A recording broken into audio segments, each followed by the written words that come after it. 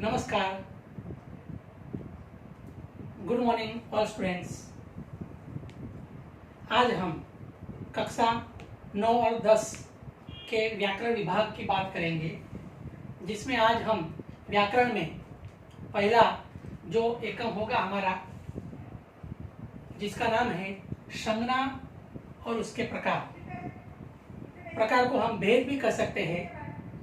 संज्ञा का जो टॉपिक है आज हम उसको पढ़ेंगे कि जैसा कि आप जानते हैं कि हिंदी की शुरुआत में जो व्याकरण आता है उसमें जो सीखने की जो पहली कड़ी है वो है संज्ञा। जैसे कि आप जानते हैं कि किसी भी नाम, वस्तु या पदार्थ, हर एक का एक नाम होता है और जो नाम दिया जाता है उसे संज्ञा हम कहते हैं। जैसे कि हमारा जो संकल्पना है संज्ञा यानी क्या, तो संज्ञा यानी किसी भी व्यक्ति, वस्तु, प्राणी, भाव व स्थान के नाम को हम क्या कहते हैं? संज्ञा कहते हैं। किसी भी व्यक्ति, वस्तु, भाव, प्राणी या स्थान के नाम को, यानी हर एक का उचित एक नाम दिया गया है। जैसे कि व्यक्ति, तो व्यक्ति एक जाति है और व्यक्ति में एक नाम है। जैसे कि राम, मोहन, रोहन, गीता, सीता, यानी हर एक नाम जो है,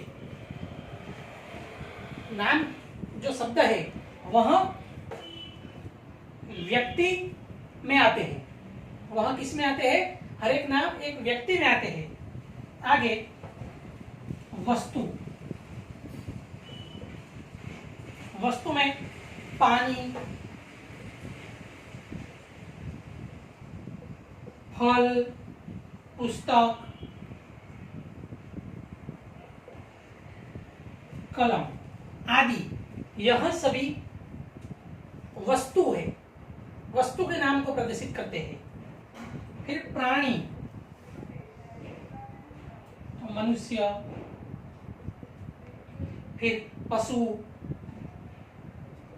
पक्षी, स्त्री आदि के नाम कई प्रकार के होते हैं, उनको भी हम संज्ञा कहते हैं। फिर भाव, किसकी बात की? भाव, तो भाव में अच्छाई, बुराई, प्रेम, झूठ आदि भाव है। आदि क्या है? भाव है। फिर स्थान, जैसे कि गांव, शहर आदि, हर एक का एक नाम होता है। भाव में अच्छा बुरा भाव है। फिर प्राणी में मनुष्य, यानी मनुष्य में पूरी जाति का बोध किया गया है। पशु, पक्षी, स्त्री आदि सभी जाति का बोध किया गया है। जैसे व्यक्ति में कि किसी भी व्यक्ति, वस्तु, प्राणी, भाव या स्थान के नाम को हम संज्ञा कहते हैं। हर एक का एक कोई नाम दिया गया है।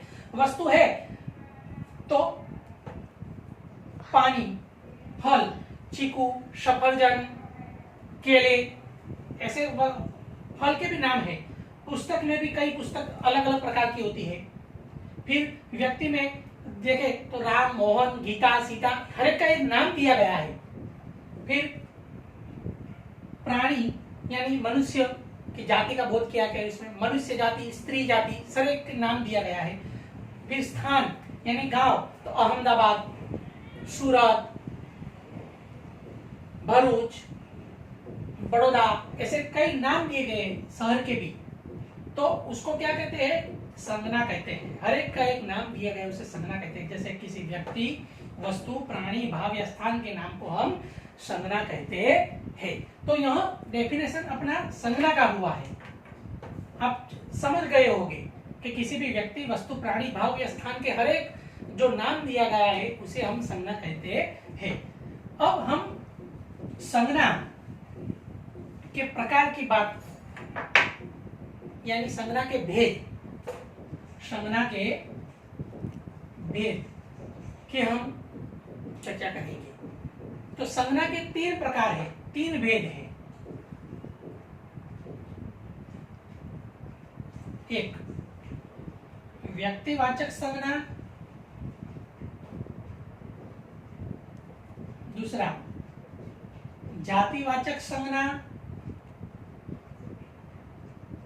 और तीसरा भाववाचक संज्ञा।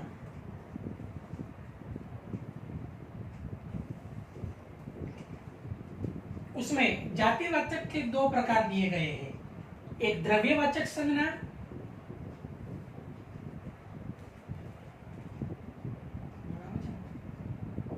दूसरा समूहवाचक संज्ञा।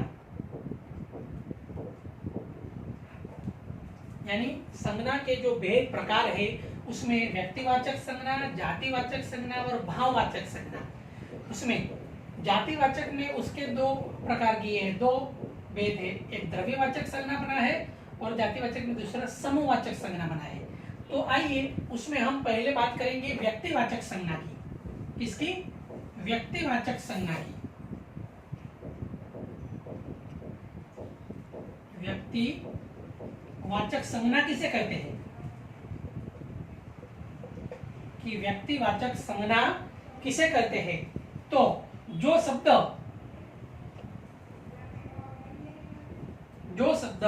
किसी विशेष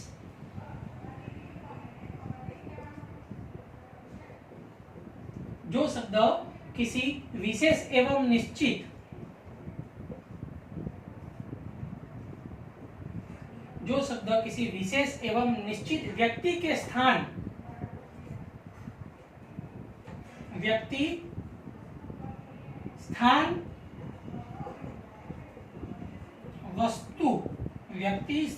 वस्तु का बोध कराते हो। जैसे कि व्यक्तिवाचक संज्ञा की संकल्पना यह है कि जो शब्द किसी विशेष एवं निश्चित व्यक्ति, स्थान, वस्तु का बोध कराते हैं उसे हम व्यक्तिवाचक संज्ञा कहते हैं। क्या कहते हैं? उसे हम व्यक्तिवाचक संज्ञा कहते हैं। अंग्रेजी में उसके प्रॉपर नाउन कहते हैं। नाउन अंग्रेजी में कहते हैं संज्ञा को, और व्यक्तिवाचक संज्ञा को प्रॉपर नाउन भी कहा जाता है। तो उदाहरण तौर पे हम बात करेंगे कि दयानंद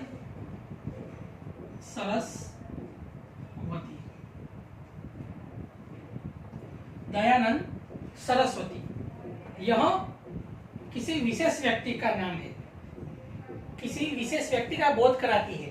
जैसे कि दयानंद सरस्वती आर्य समाज के स्थापना करने वाले प्रमुख है, जो विशेष रूप में हमारे सामने विशेष नाम के रूप में प्रकट किए गए हैं। उसे हम व्यक्तिवाचक संज्ञा की जो पहला पहलू है कि विशेष व्यक्ति के रूप में हमने बात बताई है। फिर दूसरी बात है कि हिंदी साहित्य में छायावाद के प्रमुख महाकाव्य कामायनी है, यानी कामायनी यह एक क्या है? वस्तु है, विशेष वस्तु का नाम प्रदर्शित किया गया है कि हिंदी साहित्य में छायावादी जो प्रमुख साहित्य है कामायनी। तो कामायनी यह एक क्या है? नाम है साहित्य का। उस प्रकार हिंदी के अलग साहित्य, गुजराती के, इंग्लिश के सभी साहित्य, उसमें जो प्रमुख है विशेष साहित्य का नाम प्रयोजन किया गया हो वो उसका बोध कराती है। और आगे निश्चित स्थान का बोध कराती है, जैसे कि ताजमहल।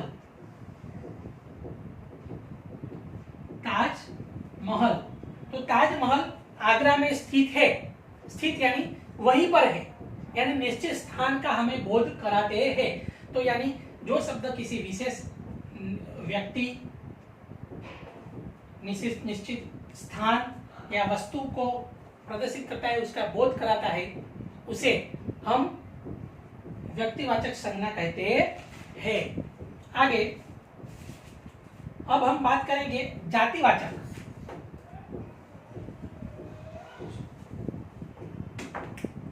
दूसरा प्रकार है जातिवाचक संज्ञा। जातिवाचक संज्ञा यानी जो संज्ञा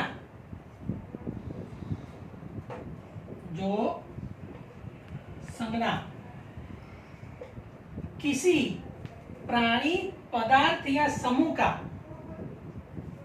प्राणी, पदार्थ या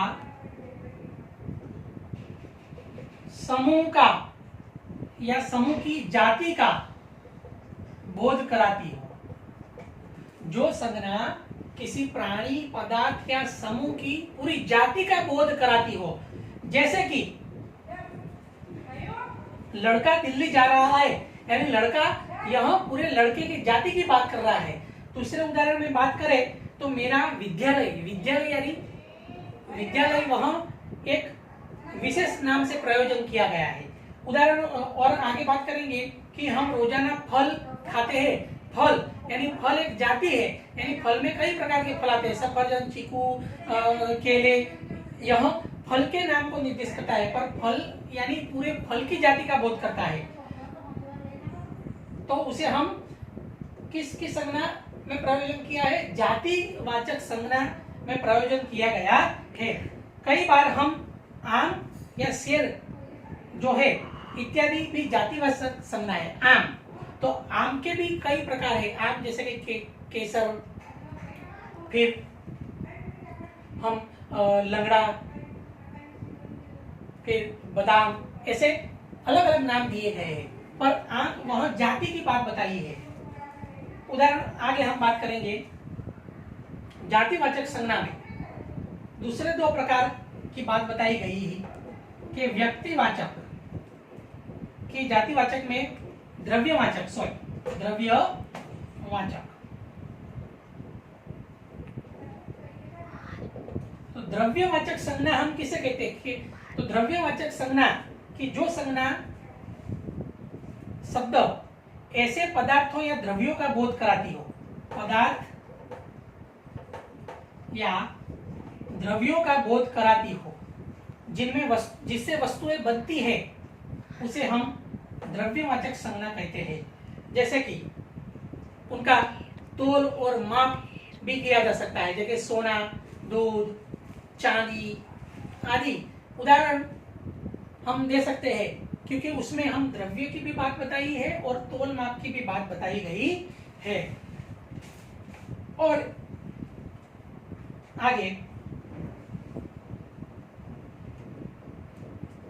समूहवाचक, समूहवाचक। समूह यानी जो संज्ञाएं किसी समूह या समुदाय का बोध कराती हो, किसी समूह और समुदाय का बोध कराती है। जैसे कि पूरा समूह आ जाता है, जैसे कि पर्वतों की श्रृंखला, फिर नक्षत्रों का मंडल, चोरों का गिरोह, गायों की मंडली, ऐसे हम उदाहरण दे सकते हैं। जैसे गायों का समूह, तो उसको हम फिक्स कर सकते हैं कि गायों के समूह को हम मंडल कहते हैं। कर्मचारी का जो संगठन है उसे हम संघ कह सकते हैं। फिर चोरों का जो समूह है उसे हम गिरोह कह सकते हैं। यानी समूहवाचक संज्ञा का निर्देश किया गया है, इन्हें बदला नहीं जा सकता। और अंत में हम बात करेंगे भाववाचक संज्ञा। भाववाचक संज्ञा, भाववाचक संज्ञा यानी जो संज्ञा किसी व्यक्ति, वस्तु के गुण, व्यक्ति, वस्तु के गुणशील दशा और अवस्था का बोध कराती हो, अवस्था का बोध कराती हो। कि जैसे कि बुढ़ापा, यह अवस्था का बोध कराती है। अच्छाई यह गुण का बोध कराती है। और सफलता, धैर्य, शांति, प्रेम, यह भाववाचक संज्ञाएं है जो हमें गुण, दशा और दोष का बोध कराती है। तो भाववाचक संज्ञाएं एक वचन में प्रयुक्त होती है, लेकिन जब उनका प्रयोग बहुवचन में किया जाता है तो वह जातिवाचक भी बन जाती है। जैसे कि भाववाचक संज्ञा एक वचन में प्रयुक्त होती है, लेकिन जब उनका प्रयोग बहुवचन में किया जाता है तो वह जातिवाचक भी बन जाती है। जैसे कि बुराई, जैसे कि बुराई तो बुराइयां, अच्छाई तो अच्छाइयां, दूरी तो दूरियां।